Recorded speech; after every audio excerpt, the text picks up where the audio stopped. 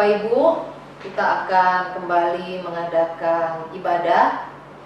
Pada pagi ini kita ingin menyembah Dia, memuji Tuhan kita yang sudah menolong kita hingga hari ini.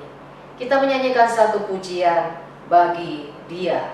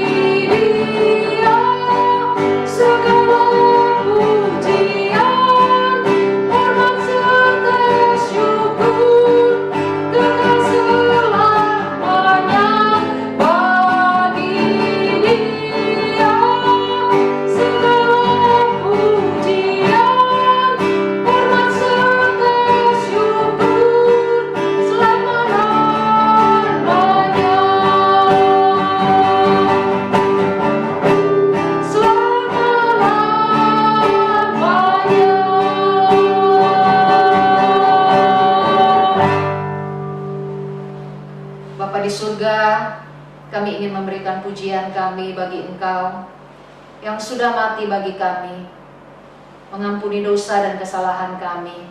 Bagi Engkau Tuhan pujian ini, bagi Engkau hormat kemuliaan. Tuhan, sebentar kami akan merenungkan firman-Mu. Kiranya Engkau berbicara kepada kami masing-masing. Berkati Tuhan waktu yang ada di depan kami. supaya kami boleh mendapatkan kebenaran lewat firman-Mu ini. Hanya di dalam nama Tuhan Yesus Kristus kami berdoa. Amin. Kita akan membaca firman Tuhan yang terambil dari Yohanes pasal 3 ayat yang kedua. Saya akan bacakan ayat 1 dan 2. Yohanes pasal 3 ayat 1 dan 2. Penekanannya ada di dalam ayat kedua. Percakapan dengan Nikodemus adalah seorang Farisi yang bernama Nikodemus, seorang pemimpin agama Yahudi. Ia datang pada waktu malam kepada Yesus dan berkata, "Rabi, kami tahu bahwa engkau datang sebagai guru yang diutus Allah, sebab tidak ada seorang pun yang dapat mengadakan tanda-tanda yang engkau adakan itu jika Allah tidak menyertainya." Bapak Ibu, tema kita pada pagi ini yaitu pengikut Yesus atau murid Yesus. Bapak Ibu, Nikodemus ini pengikut Yesus atau murid Yesus? Ya, banyak sekali pengikut Yesus, tetapi begitu sedikit orang yang menjadi murid Yesus. Kita akan melihat nanti bagaimana seorang murid Yesus. Siapa Nikodemus? Menurut Bapak Ibu, dia seorang yang saleh. Dia terkenal dan begitu dihormati di antara orang-orang Yahudi. Dia adalah salah satu anggota Sanhedrin, kelompok elit dalam agama Yahudi. Kalau sekarang orang duduk di anggota PGI, maka orang-orang Kristen akan menghormati. Ia menjadi pengikut Yesus saat itu. Ia senang mendengar khotbah Yesus. Dia juga diberkati lewat apa yang Yesus khotbahkan. Bapak Ibu yang saya kasih dalam Tuhan, di dalam ayat kedua dikatakan ia, maksudnya Nikodemus, datang pada malam hari kepada Yesus. Pertanyaannya, mengapa Nikodemus mendatangi Yesus pada malam hari? Bagi kita, ya, merupakan hal yang biasa kita datang berkunjung kepada seseorang pada malam hari. Tapi bagi Nikodemus, dia datang pada malam hari. Dia punya banyak kepentingan. Dia tidak ingin banyak orang yang tahu kenapa dia datang kepada Yesus. Dia juga tidak ingin teman-temannya sesama pemimpin agama Yahudi bertanya-tanya kepada dia. Kita lihat, inilah yang membuat Nikodemus datang pada malam hari. Sebenarnya dia bisa datang kepada Yesus pada siang hari, karena Yesus seringkali ada di tempat-tempat umum.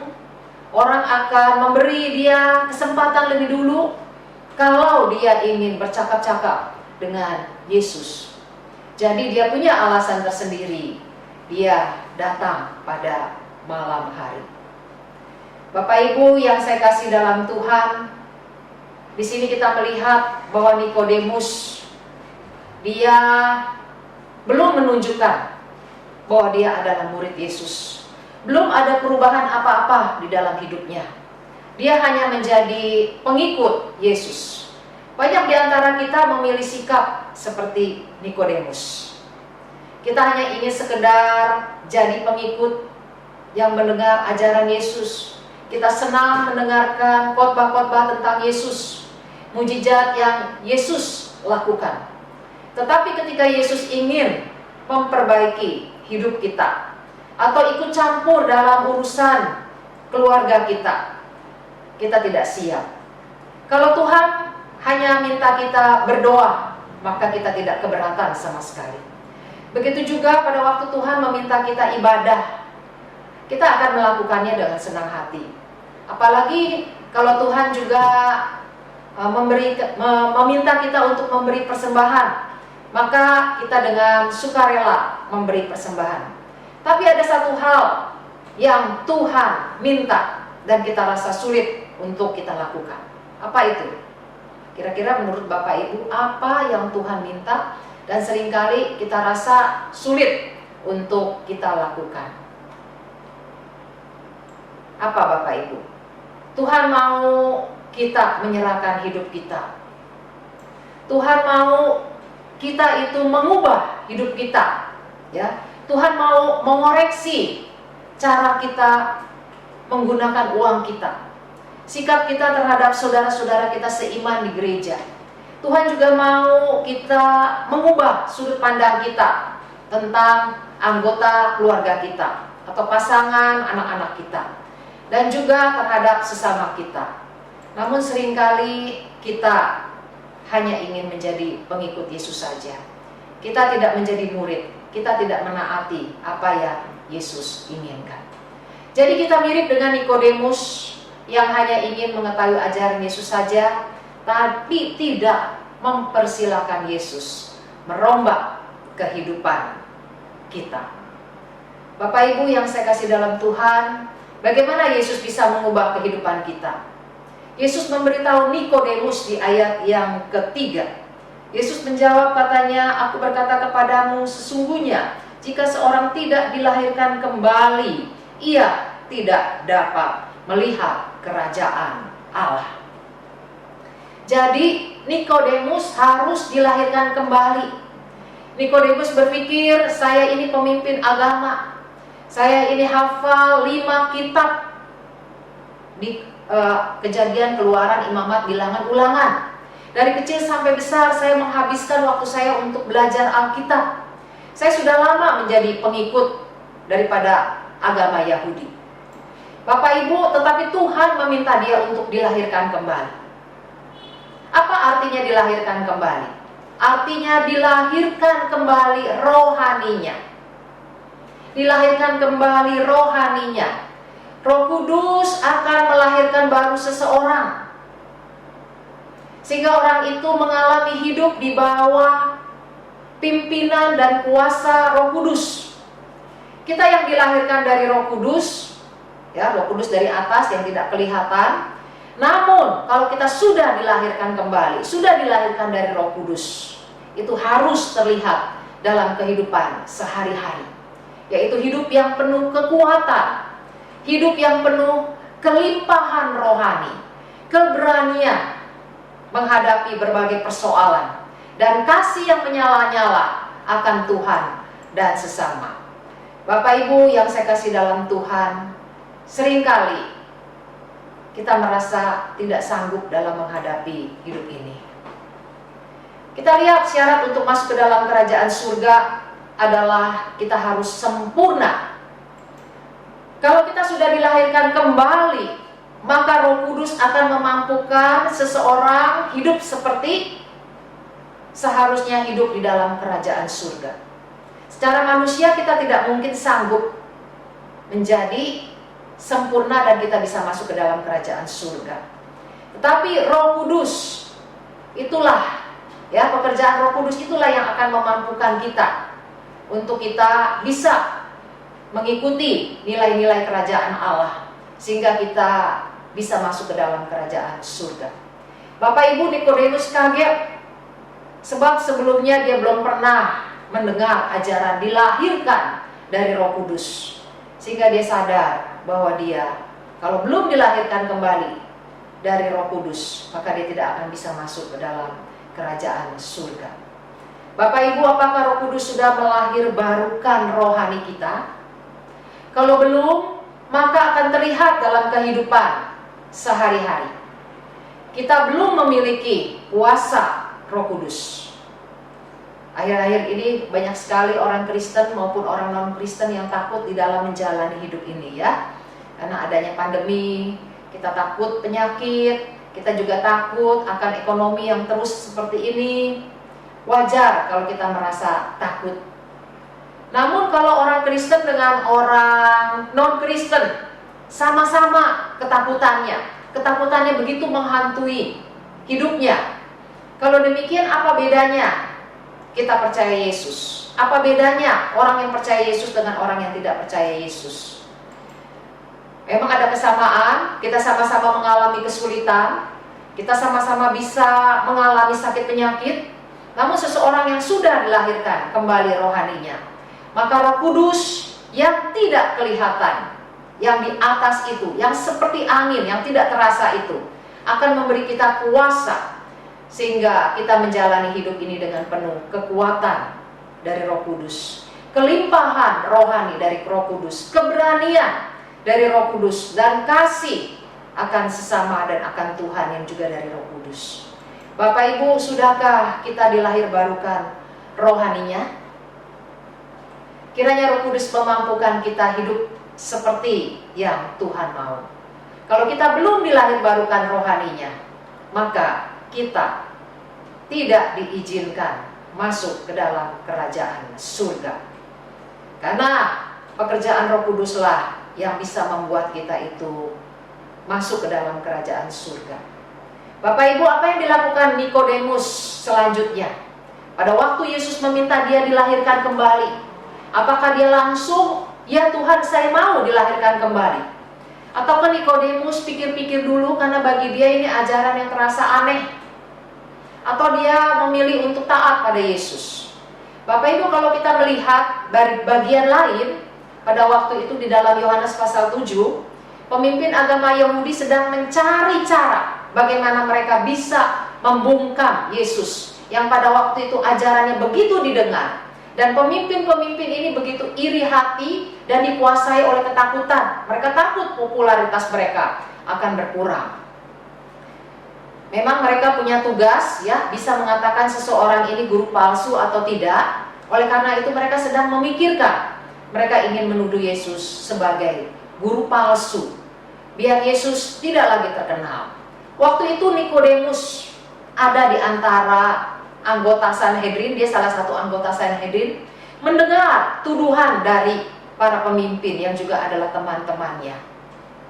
Apa yang dikatakan oleh Nikodemus? Kita bisa lihat di dalam Yohanes 7 ayat 51. Apakah hukum Taurat kita menghukum seseorang sebelum ia didengar dan sebelum orang itu mengetahui apa yang telah dibuatnya? Jadi Nikodemus angkat bicara. Dia membela Yesus. Dia katakan, apakah hukum Taurat kita akan menghukum Yesus ini sebelum dia berbicara, menjelaskan tentang ajarannya? Jadi kita lihat di sini bahwa di sini Nikodemus menyatakan diri bahwa dia adalah murid Yesus. Dia bukan lagi pengikut Yesus. Nikodemus percaya Yesus diutus Allah dan Yesus bukan nabi palsu seperti yang dituduhkan teman-temannya. Nikodemus berani membela Yesus meskipun taruhannya itu adalah karirnya sendiri sebagai salah satu anggota Sanhedrin. Tapi kok dia berpihak kepada Yesus? Nikodemus menyatakan imannya di hadapan teman-temannya. Dia tahu ada harga yang harus dia bayar. Bapak Ibu, Nikodemus menyatakan dirinya sebagai murid Yesus yang sudah diubahkan. Tidak lagi seperti pertama kali dia mengenal Yesus. Bapak Ibu, kita lihat ketika Nikodemus membela Yesus, seluruh teman-temannya, para pemimpin agama Yahudi, anggota Sanhedrin, menjawab seperti ini di dalam Yohanes 7 ayat 52. Apakah engkau juga orang Galilea? Nikodemus, apakah engkau juga orang Galilea? Apa artinya? Galilea adalah kota kecil yang tidak penting, yang tidak terkenal. Orang tidak akan bangga kalau berasal dari Galilea, karena kota ini begitu kecil. Ya, jadi teman-temannya sedang mengejek Nikodemus yang mau menjadi pengikut Yesus yang berasal dari kota kecil yang tidak sebanding menjadi anggota Sanhedrin yang terkenal. Gak salah kamu mau menjadi murid orang ini yang tidak terkenal, yang kotanya itu aja begitu kecil. Saudara-saudara yang saya kasih dalam Tuhan, Bapak Ibu yang saya kasihi, jika saudara menjadi Nikodemus, mana yang saudara pilih? Apakah saudara memilih Yesus? Apakah saudara memilih teman-teman? Apakah saudara memilih yang lain? Banyak di antara kita sering mengorbankan Yesus daripada mengorbankan yang lain. Sering kita mengorbankan pelayanan kita kepada Yesus daripada kita korbankan kesenangan kita. Kita sering korbankan ibadah daripada korbankan pekerjaan yang jelas-jelas pasti bisa kita kerjakan setelah ibadah.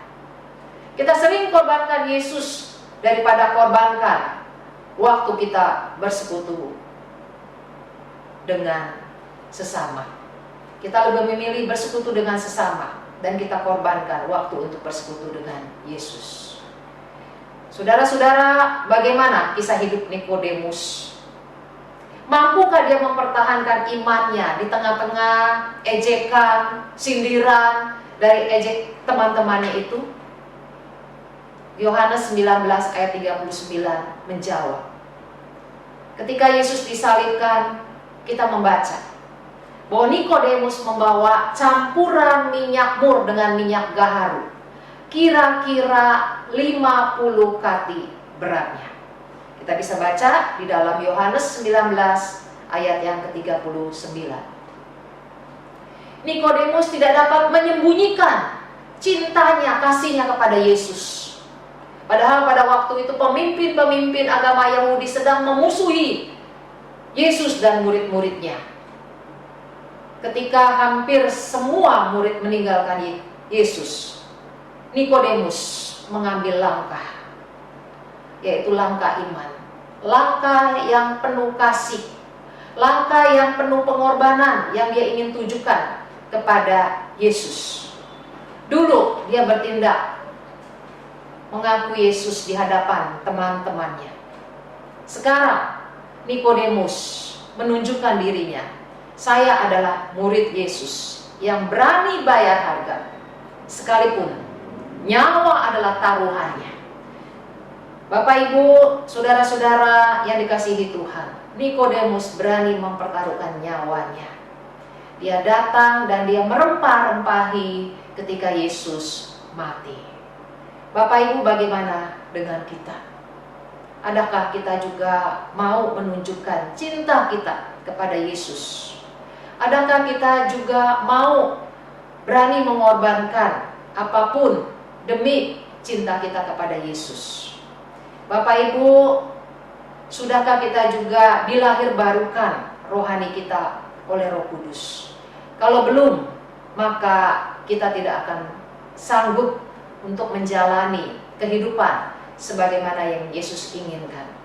Yesus ingin kita menjadi muridnya, yang mengikuti ajar-ajarannya, yang mau mengizinkan Tuhan merombak hal-hal yang tidak baik di dalam hidup kita. Tapi seringkali kita hanya menjadi seperti pengikut. Dari jauh saja kita melihat Yesus, dan kita akan lari terbirit-birit. Kita akan memilih jalan aman ketika ada tantangan, ketika ada kesulitan. Kita lebih memilih menjadi pengikut yang tidak ingin resiko apapun juga. Kiranya Tuhan mengampuni sikap kita. Kiranya Tuhan menolong kita supaya ke depan semakin hari kita boleh semakin menjadi murid Tuhan yang setia, yang didapati setia sampai pada akhirnya. Kiranya Tuhan memberkati kita. Mari kita berdoa. Bapa di surga, pagi ini Kau kembali ingatkan kami melalui seorang tokoh Nikodemus yang memilih menjaga jarak, memilih hanya ingin mendengar dan tidak ingin menyerahkan hidupnya kepada Engkau. Namun Tuhan, ketika dia dekat dengan Engkau, ketika dia juga mau dilahirbarukan rohaninya, dia memberi dirinya dipimpin oleh kuasa Roh Kudus. Tuhan, Engkau memampukan dia untuk menjadi murid Engkau, yang membela Engkau Tuhan. Ketika orang lain meninggalkan, Nikodemus berani berdiri sendirian. Tuhan, menjadi murid-Mu adalah perkara pribadi kami. Mungkin ada orang-orang lain yang meninggalkan, yang tidak setia. Tolong supaya kami tidak ikut-ikutan. Kami tetap setia kepada Engkau sampai akhir hidup kami. Seperti Nikodemus, di akhir hidup-Mu Tuhan, ketika semua orang hampir meninggalkan Engkau ya Tuhan, Nikodemus menunjukkan kasih-Nya yang begitu besar. Karena Engkau sudah memberi segala-galanya kepada Nikodemus. Nikodemus juga ingin Tuhan mengorbankan segala-galanya bagi Tuhan yang mengasihi dia. Tuhan, inilah doa kami. Kami juga tetap berdoa bagi jemaat-Mu yang mengalami kesulitan dalam hal ekonomi, dalam hal pekerjaan di tengah-tengah pandemi ini. Biarlah Roh Kudus kembali memampukan kami, memberikan kami kekuatan, memberikan kami hikmat. Roh Kudus juga menolong kami ketika kami juga harus menghadapi berbagai-bagai kesulitan di dalam keluarga kami. Biarlah ya Tuhan, berjalan bersama dengan Engkau, kami tidak akan goyah. Kami serahkan Tuhan doa kami. Di dalam nama Tuhan Yesus Kristus kami berdoa. Amin. Kita akan mengakhiri dengan menyanyikan lagu Selidiki Aku, Lihat Hatiku. Apakah kita sungguh mengasihi Tuhan?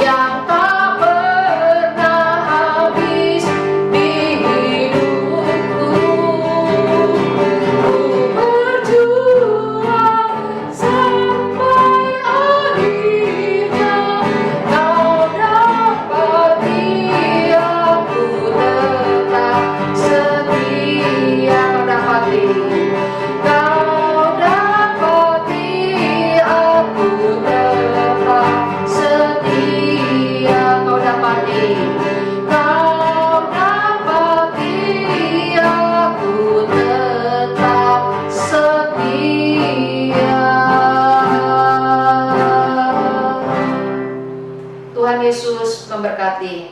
Biarlah kita berjuang setia menjadi murid Yesus. Amin.